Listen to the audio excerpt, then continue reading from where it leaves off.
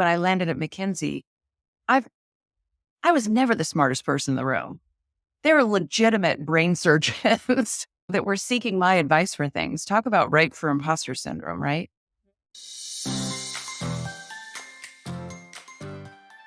Hi, everyone. Welcome to another episode of Imposter Talks with 4 Under 3.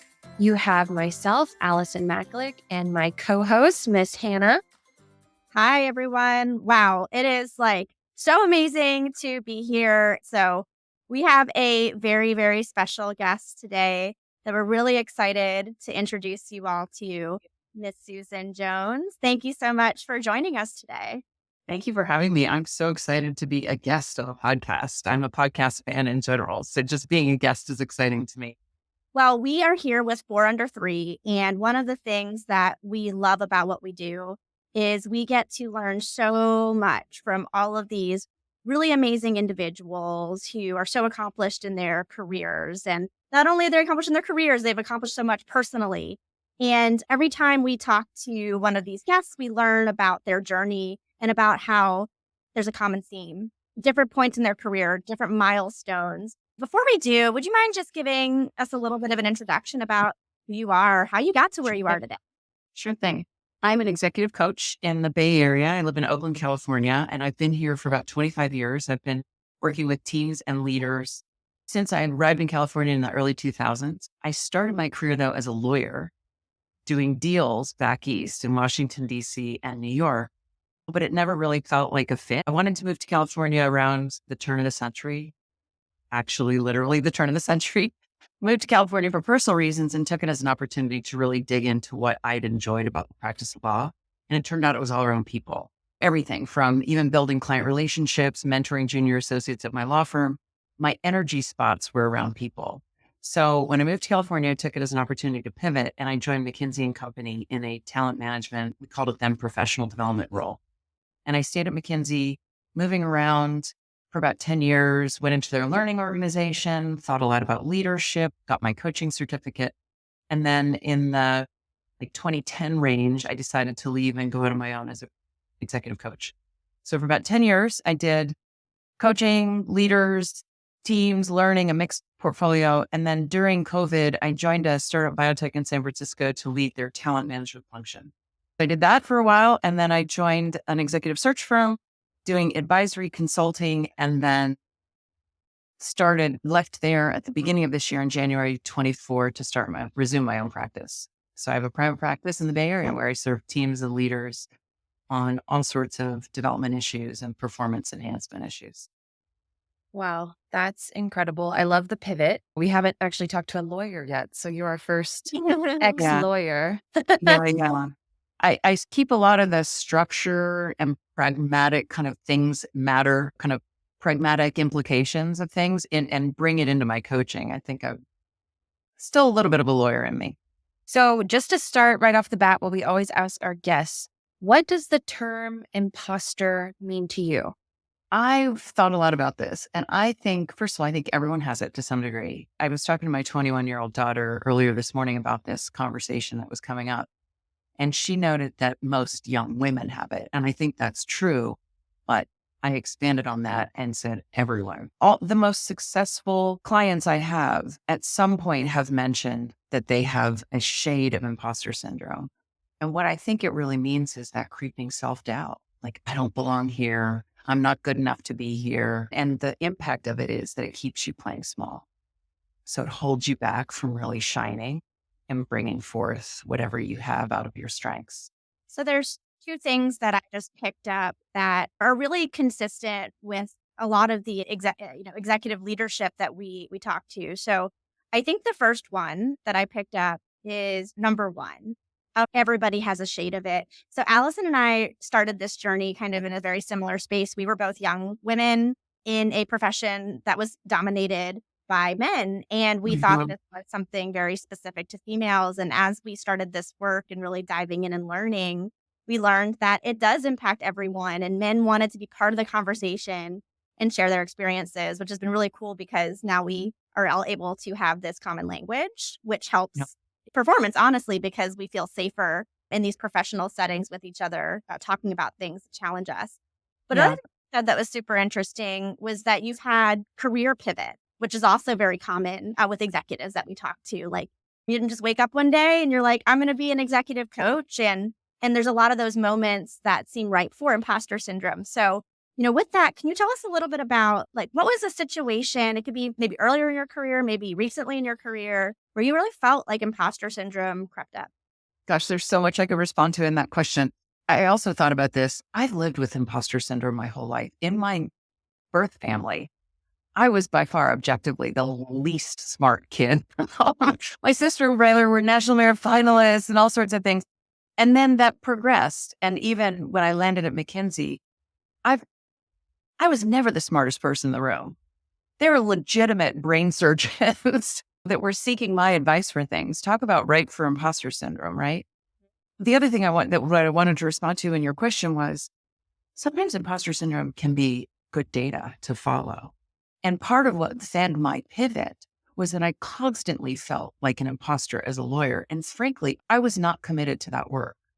I kind of liked the stuff that I liked, but I was not fully committed to that path.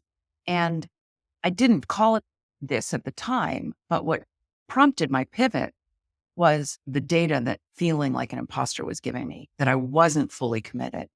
The other thing I can say about imposter syndrome is a little tiny bit of it can be a little good because someone without imposter syndrome, without any shade of self-doubt, doesn't question, doesn't take on board kind of new data, feedback, et cetera. But a little bit of humility could be a shade of imposter syndrome, and that opens the door to learning and growth. So that's actually something that we've heard the more experienced and seasoned executives we talk to of how they've started to use their imposter for a superpower. And they've started to kind of hone in and let it guide them. And I think that the more and more and more people we talk to, all levels, and even experiencing for Hannah and I, as we get more advanced into our careers, it's okay to feel that. I think when you're young and you don't know what you're doing and you're like, it's me, it's me, everyone else is smarter than me. And then as you get older, you start to realize, oh, wait, like this is telling me something. Yeah. Maybe I should lean into that. So I love that example of I wasn't fully committed to being a lawyer and you were picking up on those feelings to let it guide you. Mm-hmm. Well, this kind of leads right to the kind of how do we combat it? Like, how do we leverage the data that we're gathering from our imposter syndrome to help guide us in decisions? And one, I think just being aware, like even your executive's example of controlling the imposter and using it, kind of leveraging it. This goes to what I think of as a simple premise, which is that your mindset matters. We do an exercise in live learning all the time where we play with taking on different mindsets in the same scenario. And we instruct our workshop participants, take on the mindset of someone who's very junior. How are you going to talk to the person in front of you? How are you now take on the mindset of someone very senior? How do you talk to the person in front of you? And what shows up is the mindset we tell you to take comes out in the way you behave. And then in turn, triggers the behavior of the person you're speaking to. So there's this whole kind of system of communication that happens, and it all starts with the mindset you're choosing. And so if you can build awareness of your imposter and see it as a superpower and decide in the moment, I'm going to set it to the side and not listen to my imposter right now and shine my strengths. Awareness of your mindset and intentional choosing of which mindset you're going to take on in any interaction is super important. And it stems from awareness, which is the cornerstone of all learning, right? You need to be aware and understand that you have this imposter, that it may be separated from reality, that everyone has one, that it's going to give you a sense of humility, kind of negotiate with your imposter, fully aware. I really want to learn more about this Jedi mind trick. Anyway, easier said than done. Yeah, no, I really like it. And you made me think a lot about different interactions that I have day to day where kind of cycling through different levels, ranging executive to more junior. So certainly feel like I can start to harness some of that in my personal professional life. So, what might be really interesting now, especially because you do so much work to help and coach, if you could maybe give just a couple of takeaways for people that are listening right now, whether they're maybe earlier in their career, maybe they're executives and they feel like they're an imposter executive because we hear that a lot. What would be your biggest piece of advice to them? Yeah. I think it all stems back to awareness, which kind of on any learning or leadership model, awareness is going to show up. Any famous framework or anything, some element of knowing who you are and your strengths, your triggers, your imposters, all of those facets of your leadership and yourself, and knowing the people around you, having a highly tuned EQ antenna, whatever we're going to call it. It's awareness of both yourself, your strengths, and those around you, their strengths, what they want to do in their careers, their triggers, etc. So a highly tuned awareness is going to help you. One, manage your imposter. But two, once you bear down on your strengths, the way I survived at McKinsey was I could be interacting with a brain surgeon who knew a ton more about a lot of things, but I was a specialist in people. I knew what I had as a strength and I knew what I brought to that conversation. And that stems from building that awareness. And once you have it, you kind of are able to step up on the balcony. You know, the metaphor of the balcony and the dance floor in leadership, where like the more senior you are able to step up onto the balcony and observe the dance floor. You know, the music's playing, people are dancing, there's a little tussle breaking out, the DJ's changing, whatever is happening. You're able up on the balcony as a leader to see. And you can also see yourself down there. And sometimes you toggle down and mix it up in the dance floor, but you're always kind of aware and seeing the whole system at play, including yourself. So as you build that awareness, you're self-regulating at the same time and self-regulating your emotions, your triggers, and your imposters. I had to get control of my imposter. Still creeps up on me every now and then, but I just try to bear down on what I know I'm really good for and what I'm there to offer. I love that so much. When we had on our imposter talks, her name is Lisa Jaster, and she said that she would bring a green folder with her and she would open it and read it to remind her, this is what I'm good at. This is my specialty. This is why I'm here. And I just wondered if you had, because you know exactly where your specialties lie, right? You're not a brain surgeon. You are with people and you will help build a following and get strategic. Do you have like a go-to, like an actual piece of paper? Is it a visual? Is it something that you say to bring you into that mind space every day? I don't really have a trick, to tell you the truth. I think I do a lot of meditation and a lot of yoga. And so during those moments, during Savasana, I often have kind of self-building. I watch my mind and where it wanders and try to turn it toward building positivity and always look for what brings you joy. For me, walking my dog in the morning brings me joy and it centers me to know that I'm on the right path. I love that. Hannah, what about you? What do you do daily? Honestly, I have a folder in my email that I look at every day. That's a great idea. Purely called accolades. And if I'm ever having a moment of self-doubt, I can go back and look at some recent accomplishments.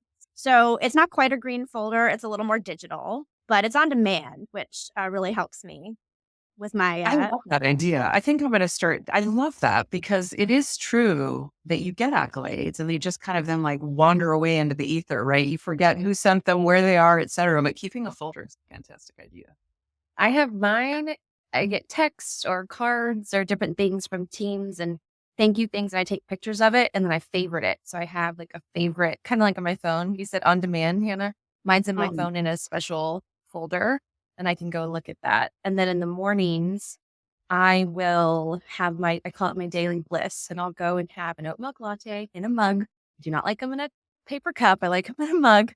And I like to just sit there and have my time and kind of recenter myself for the day and kind of set my intentions. But it's almost like I have to do it every day now. Mm-hmm. And so I think those rituals are so important. Yeah. Yeah. I think rituals to kind of ground yourself because what we're really talking about when we talk about imposter syndrome is your mind running away with itself. That's true. Of some sort of tether, some sort of bring back, reality, bring back what you know you're good at, bring back the true you. And I think it helps push away black and white thinking. So if something triggers your imposter syndrome, then you have that daily practice of looking at your folder or looking at the favorites on your phone so that everything that day wasn't bad and everything that day didn't feed into that mindset. Mhm. Yeah. I think Well, that's the power of the imposter, right? Is to kind of catastrophize and bring everything in, and next thing you know, you stink all over. It's like your whole career is a mess, and to break it back, I love love that. that. Well, Susan, thank you so much. This has been so enlightening. We learn something new every single time that we can take immediately into our own careers.